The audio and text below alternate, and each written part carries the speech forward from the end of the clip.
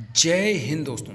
इसरो यानी कि Indian space research organisation में भूतपूर्व सैनिकों की वैकेंसी निकली हुई है। इसमें ऑल इंडिया के JCOR अप्लाई कर सकते हैं।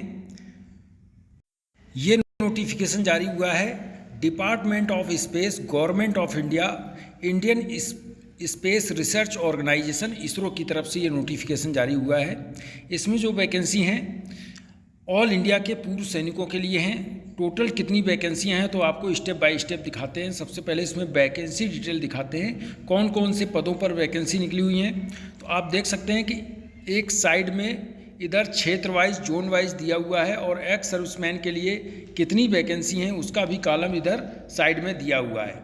ये लास्ट में आप देख सकते इसमें भूतपूर्व सैनिक एक्स सर्विसमैन के लिए कॉलम दिया हुआ है। तो सबसे पहले अहमदाबाद में जो वैकेंसी निकली हुई है वो वैकेंसी कौन सी है और कहाँ की है। अहमदाबाद में ये वैकेंसी है। सबसे पहले इसमें आप देख सकते हैं कि अहमदाबाद की जो वैकेंसी है वो टोटल पद हैं उसमें 27, इसमें 2 पद भूतपूर्व सैनिकों के लिए हैं। अहमदाबाद की जो 10 वैकेंसी हैं अनरिजर्व के लिए हैं, 6 OBC के लिए हैं, SC के लिए 2, ST के लिए 7, EWS के लिए 2। इसके बाद एक्स सर्विसमैन की अलग कैटेगरी है, उसमें 2 वैकेंसी हैं।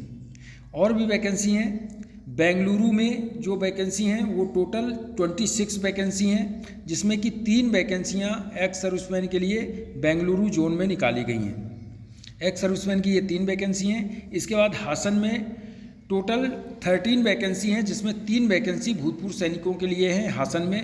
और हैदराबाद में जो वैकेंसी हैं, हासन की कोई वैकेंसी नहीं, हैदराबाद में 3 वैकेंसी हैं। टोटल 13 वैकेंसी हैं, तो हैदराबाद में 3 वैकेंसी हैं। इसके बाद महेंद्रगढ़ी में इसमें जो वैकेंसी हैं टोटल 7 वैकेंसी हैं, जिसमें 2 वैकेंसी भूतपूर्व सैनिकों के लिए हैं। और इसके बाद नई दिल्ली में आ जाते हैं। नई दिल्ली में जो टोटल वैकेंसी हैं उसमें 1 पद है जिसमें भूतपूर्व सैनिक का कोई पद नहीं है।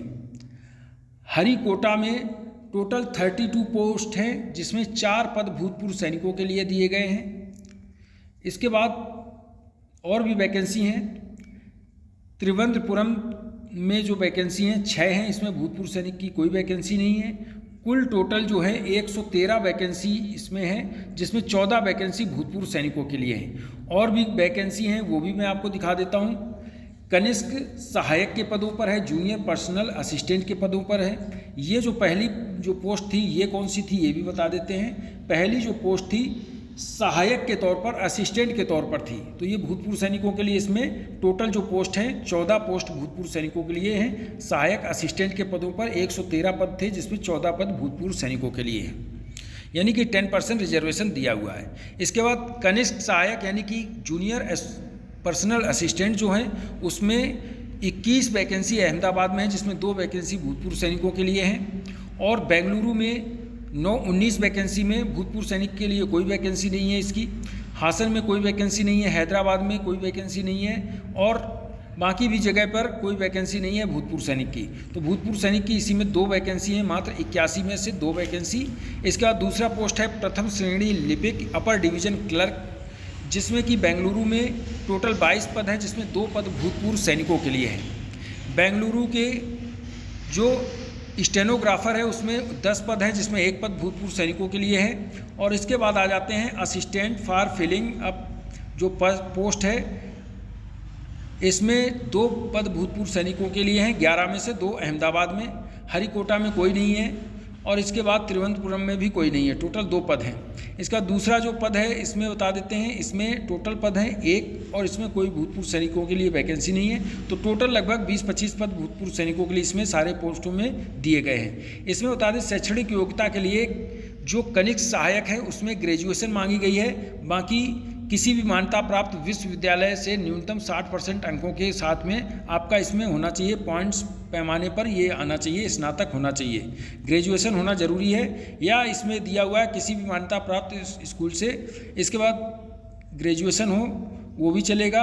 और इसमें सेना की ग्रेजुएशन सर्टिफिकेट वैलिड है कि नहीं है, क्योंकि इसमें दिया हुआ नहीं है कि कहीं सेना की ग्रेजुएशन सर्टिफिकेट वैलिड है, तो इसलिए इसमें माना नहीं जा सकता है कि ग्रेजुएशन वैलिड है। तो आपका ग्रेजुएशन होना चाहिए, क्योंकि अगर ग्रेजुएशन नहीं है तो आपको इसमें डीवी में निकाल भी सकते हैं, क्योंकि इसमें परसेंटेज मांगा गया है और परसेंटेज जब मांगा जाता है तो फिर उसमें ग्रेजुएशन सर्टिफिकेट वैलिड नहीं होती है।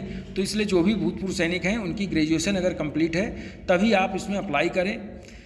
आयु सीमा में भूतपूर्व सैनिकों को 3 साल plus deduction of military service के हिसाब से छूट दी जाएगी। तो भूतपूर्व सैनिक इसमें ज़रूर अप्लाई करें। इसका फॉर्म का लिंक मैं डिस्क्रिप्शन में दे दूंगा, उसके थ्रू आप अप्लाई कर सकते हैं। ये थी जानकारी। इस वीडियो में इतना ही। वीडियो अच्छा लगा हो तो लाइक करें, चैनल सब्सक्राइब जरूर करके रखें। 16/8/2026 इसकी लास्ट डेट है।